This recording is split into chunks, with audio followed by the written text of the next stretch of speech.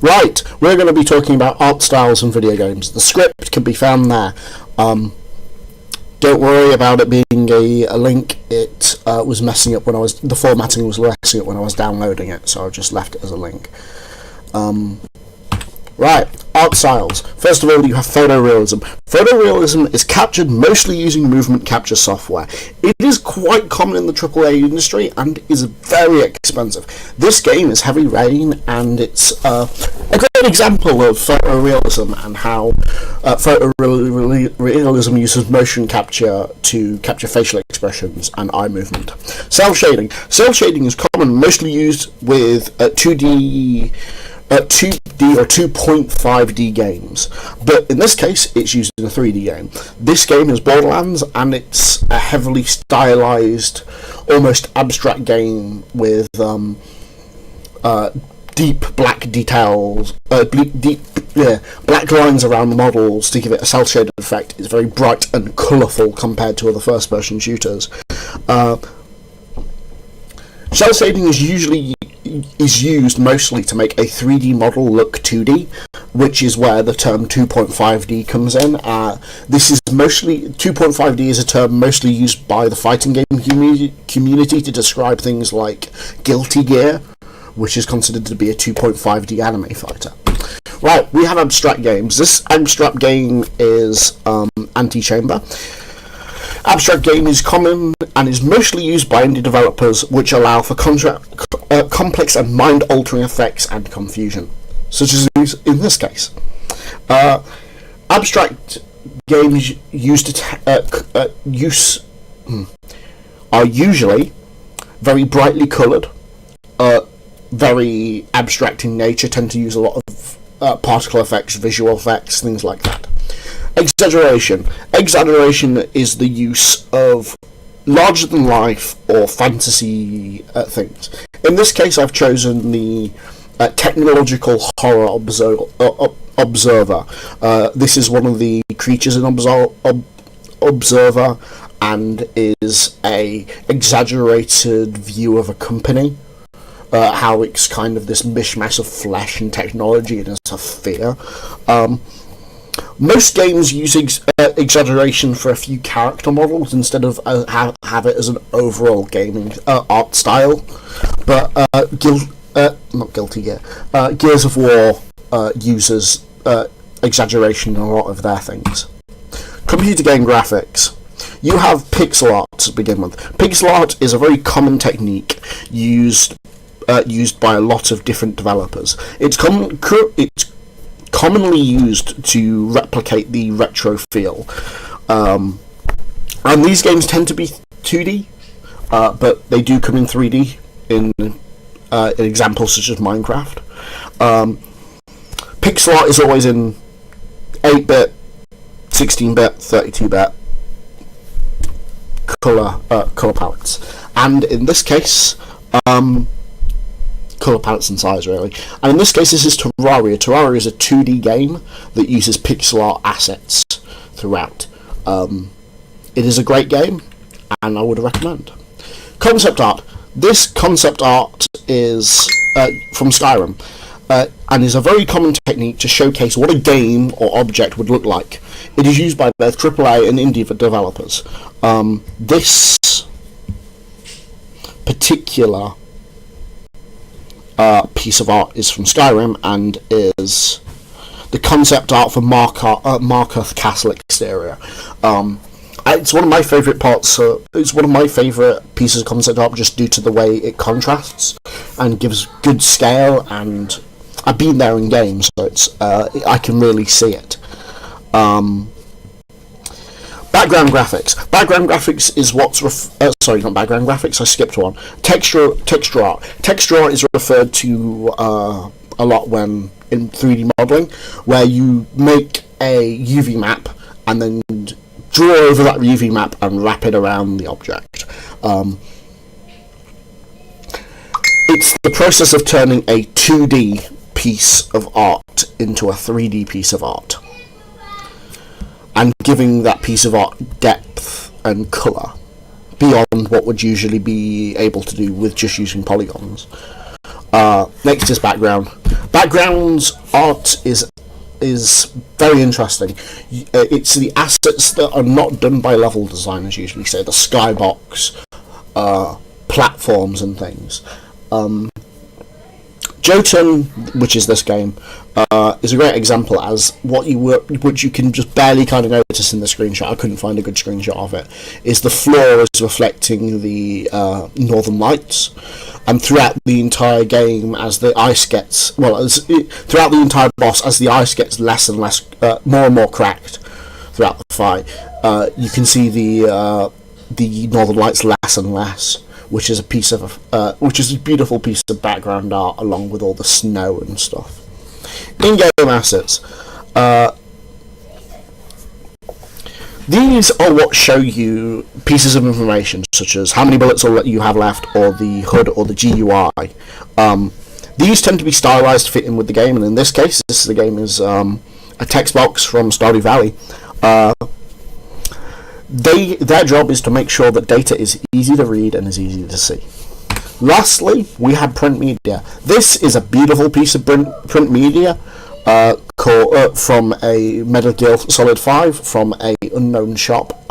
It's a shop in America, advertising the Phantom Pain Metal Gear Solid. It is a Hideo Kojima game, and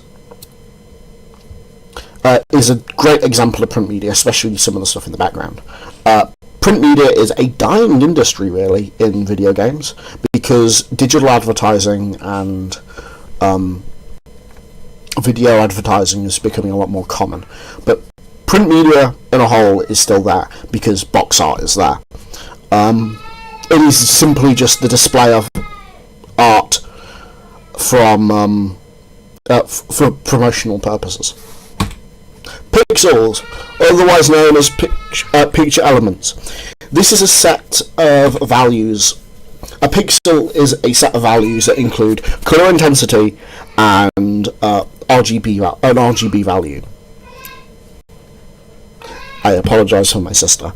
She's ill and at home. I was kind of hoping that she wouldn't be. So, pixels... Pixels stand for picture element and are a set of values that contain the RGB and intensity value. Intensity, which isn't there. There we go, pixel. The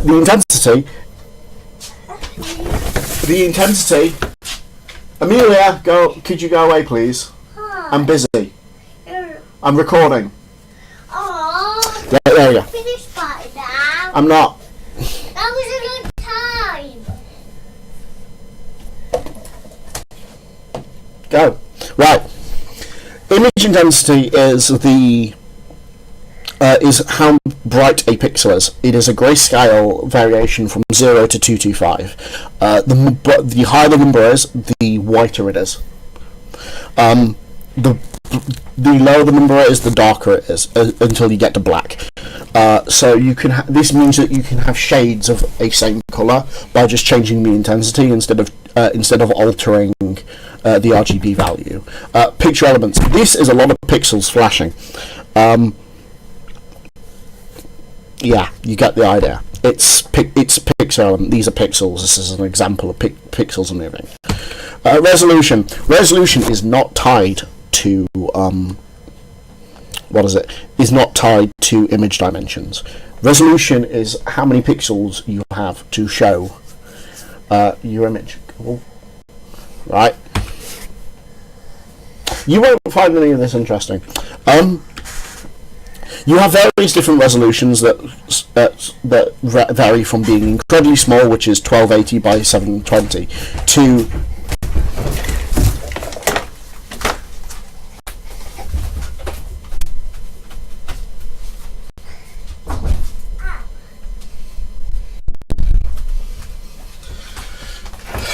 that vary from 1280 to 720.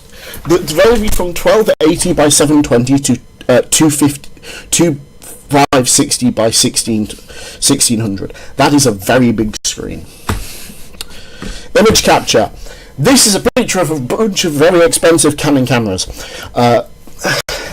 Cameras, scanners, and other image capture software image capture devices are used to transfer real life pictures and things into digital media. This is not limited by, but does include scanners, digital cameras, graphics tablets, video recording of things, print screen and monitor recording grabbing software. Optimization.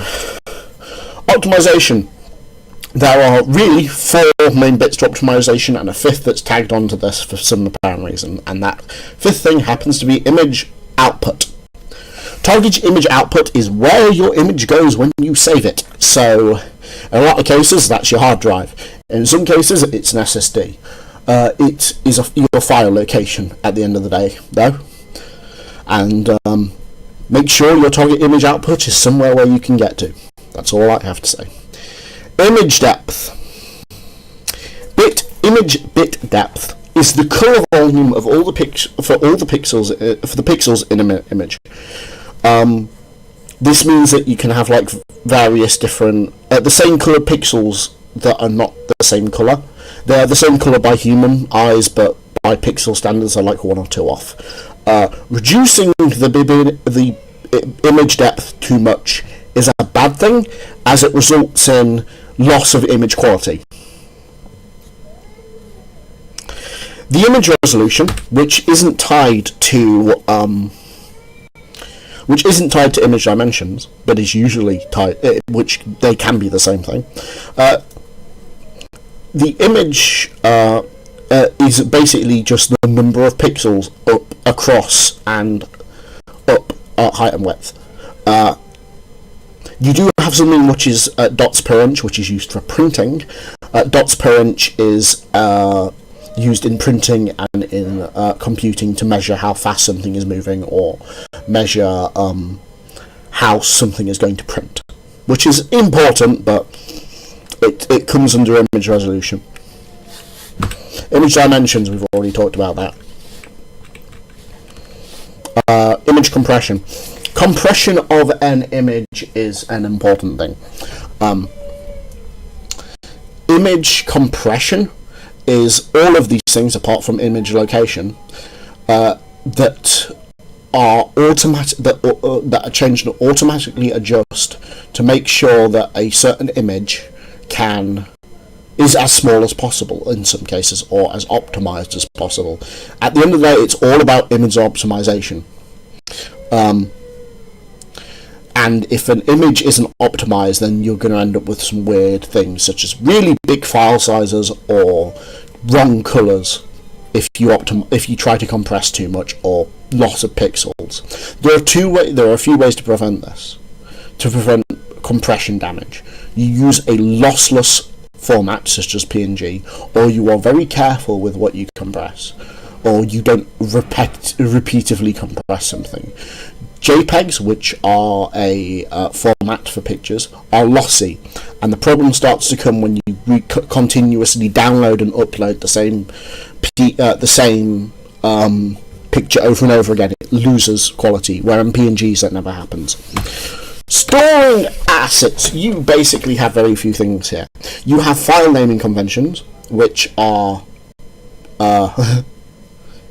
which are things like the .png, .jpeg. They're the two most popular. But you also have things like camel caps. Camel caps is where the first letter of every word is capitalized, so that it's easier to find in the file.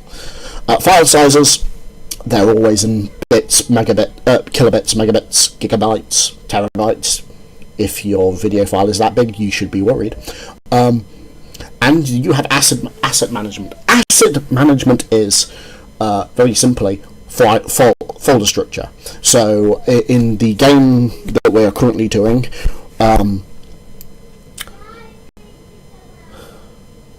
right, you have your smallest.